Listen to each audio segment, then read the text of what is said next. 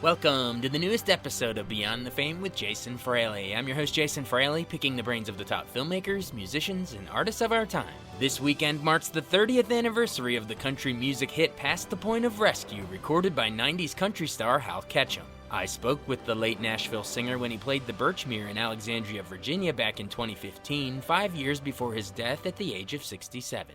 It's an honor for me to talk to you, sir. Love your music. Thanks, Still listen to it all the time. Thanks. But you're coming here to the Birchmere, right? I am. I can't wait. It's my favorite place to play in the world. I mean, it's just it's like a family reunion every time I get in that place. How many times have you played there? I couldn't tell you, man. I could hide my own Easter eggs at this age, so it's hard to tell. You know? But why do you love the Birchmere so much? Again, it's just all my friends work there. And everybody's in such a great mood all the time. And Gary, of course, the owner, is an old dear friend of mine, a fast friend. So yeah, it's just an absolute pleasure. And John, the hospitality guy, and the sound guys are great. You can't beat it. You just can't beat it. Absolutely. And when if our listeners are hearing this and they grab some tickets and come out there, what can they expect to hear? Will they hear some of the old hits, maybe some of the your new album? What is it? I'm the Troubadour was your latest one, right? That's correct. Yeah, and I just mix it up. It's a pleasure to have that. A really good back catalog. I mean, so I can pull out. Mama Knows the Highway or Stay Forever or whatever. And then I can do like The Saddle, which is off the new record, or right. It's a pleasure just kind of mix it up. Kind of go off the top of my head and get her done. And Kenny Grimes has been my guitar player for about 15 years now, and this guy is as good as it gets. And we travel well together. We enjoy one another's company, and so it's just always a pleasure. What makes and it's always a good house there. What makes Kenny so special on the guitar? The imagination is beyond words. I mean, you can't rattle this guy. You can come up with anything, and one night it'll be whatever. He's just fearless. Fearless, and that's awesome. And a dear friend. Absolutely. We talked to Joe Diffie and Sammy Kershaw. I think it was last week or the week before, because they were coming up. They played the Great Frederick Fair up here, and we talked to them, and they were talking about how he said that it's he thinks that country music has changed a ton since when you guys had all your huge hits, like I'd say all through the 90s. You guys were just rocking the radio. Well, Joe and Sammy, I mean, we're all alumni, basically. We all kind of grew up in the same category.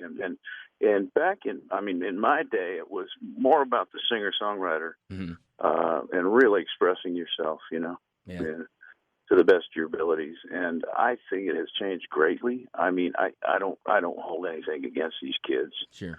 In that they just speak in a different language. Right. It's all about, shake your tail feathers and mildly embarrassing stuff to me. And, sometimes I get so cranky about it.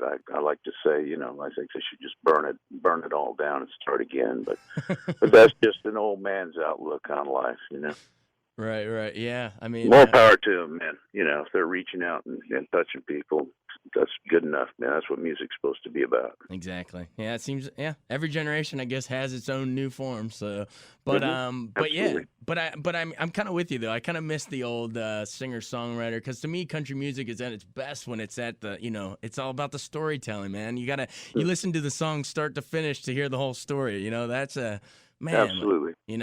Well, it's like a good song to me. It's like a 3-minute movie. Yeah.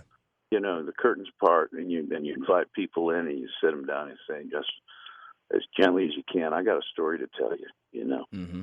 And I think it's relatable that way. I honestly do. Absolutely. You mentioned, I don't want to get into some of your songs too, but because you mentioned movies, didn't you have some appearances like, what was it, the Chris Columbus movie, Heartbreak Hotel? Mm-hmm. Yeah. He's like, you're digging deep, man. Oh, my friend, I tell you what, that was one of the silliest things I ever experienced in my life. It took, and we blocked off an entire street in Austin, Texas, and supposed to this little honky tonk, and I was the villain in this thing, and I had these ridiculous sideburns. They were like glued on, right, and huge, and it was just hilarious. It's mildly embarrassing. That's funny, but hey, what do you do, man? But you also did a little brief appearance in that Mel Gibson movie too, right? Maverick. I did, yeah. I mean, Danny Glover and I robbed a bank, and it was lovely because I got to be friends with Danny, and I got to hitch a ride. I was playing in the Great American Music Hall in San Francisco the next night, and so I bummed a ride on the Warner Brothers jet and flew back up there with Danny, and read him excerpts from Leaves of Grass of Walt Whitman. Oh, yeah. Poetry. So yeah, we got to really connect, and a very gentle soul. The funniest part of the whole process was though when they opened the door and we got off the jet, right? Got down the stairs, we were both so stoved up from riding horses all day, right? We were just like two of them. It was like Jack Lemmon and Walter Matthau, just kind of. And we roared about it, but it was, it's always a pleasure. I just did an indie film. We filmed it at the Devil's Backbone. Oh, awesome. Tavern here in town. What's it called? What is it called, darling? Lost Highway. Oh, yeah, okay. And it's really, this guy did an exceptional job.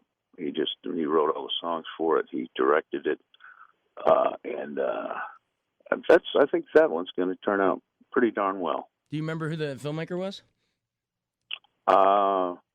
Jeff Mix. Oh, okay. Yeah, it's an interesting piece. Check it out, man. There's a trailer out on it right now. So. I will definitely look that up. How did you get involved with that? Did they reach out to you? Yeah, Jeff just called me. He was trying to get Guy Clark, but Guy's not feeling too well at this point in his life. So he just called me out of the blue, and I said, "Sure, man. Yeah."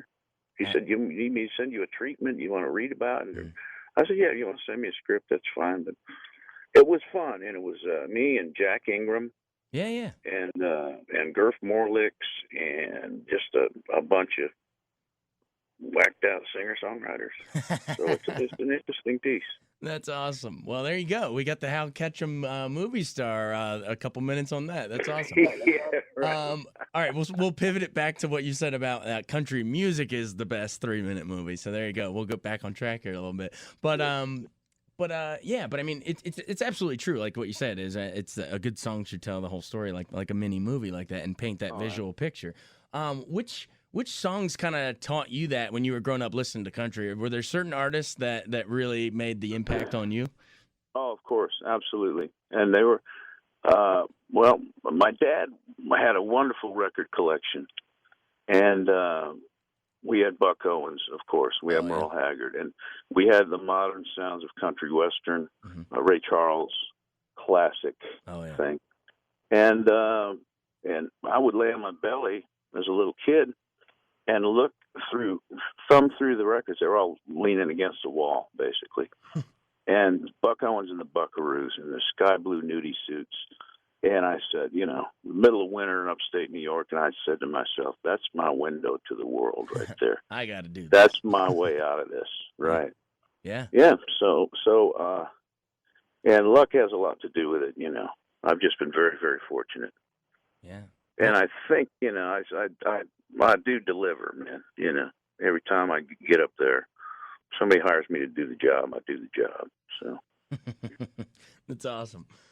Well, if there's it's got to be almost you have to pinch yourself a little bit, but I mean, you're sitting there listening to Buck Owens and Ray Charles and all those guys, Merle Haggard, but. If you draw a sort of the line in the timeline, you have your own spot in there. Small Town Saturday Night, Past the Point of Rescue. I mean, you'll still hear those songs played, on radio, and maybe on the weekend or something. I think it's wonderful, absolutely wonderful. I mean, because the digital the world has opened up. I mean, it's a world of computer now, Yeah. and people can access any of this material at any time, day or night.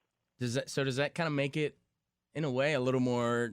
It allows your songs to be a little more timeless because you can pull it up digitally and you don't know when it came out, Absolutely. but hey, we're listening to it. You can keep it alive. It just keeps the music alive, and that's all we're all trying to do anyway. That's awesome. Let's go into some of those big hits if you don't mind. Like, where do you remember? Sure. Do you remember where you were when you came up with "Past the Point of Rescue"? Because that song is just so awesome. That was written by Mick Hanley from Okay. Kilkenny, Ireland, and my wife was a publisher at Jack's Tracks, and where we did all the recording. And she just brought that song home one night and said, "Listen to this thing."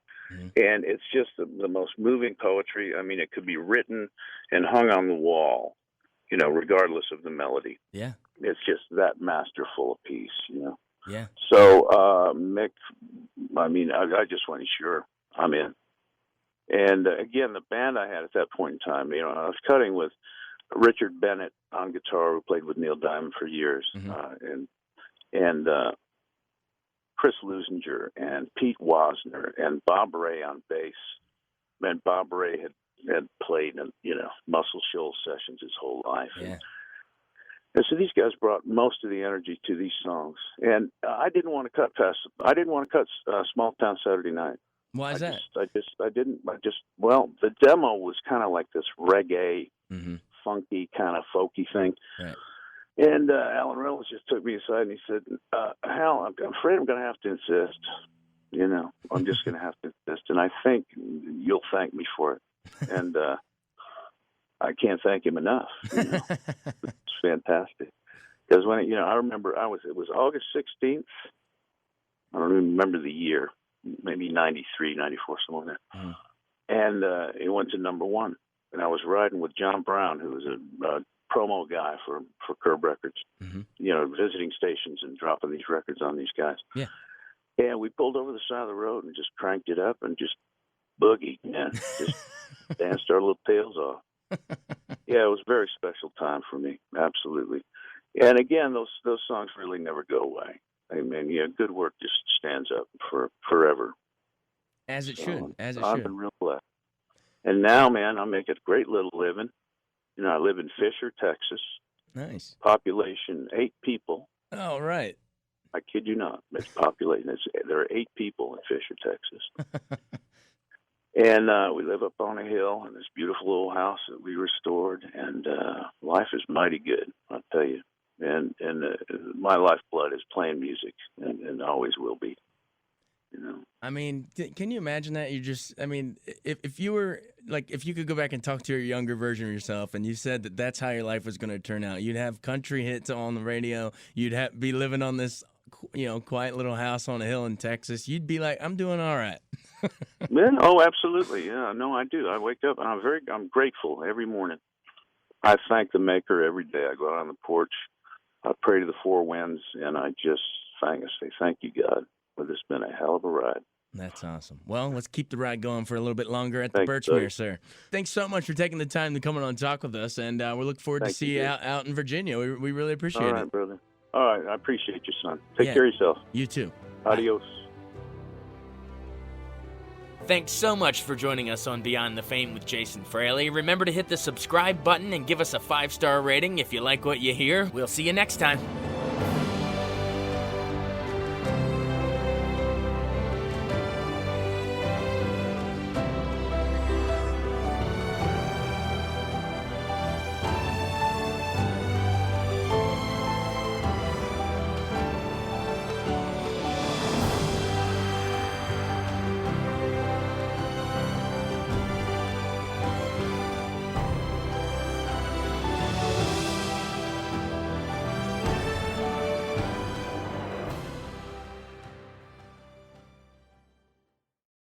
I wanted to take a second to tell you about an app I really enjoy. Living in the DC area is great, and Podcast DC gathers all of the local shows that I like all in one local app. Health, sports, local news, politics, and so much more. Podcast DC is the new local app with hundreds of DC area podcasts to choose from. I can earn exciting rewards just for listening and share the podcasts I love instantly. Available in the App Store or in Google Play, listen local with Podcast DC.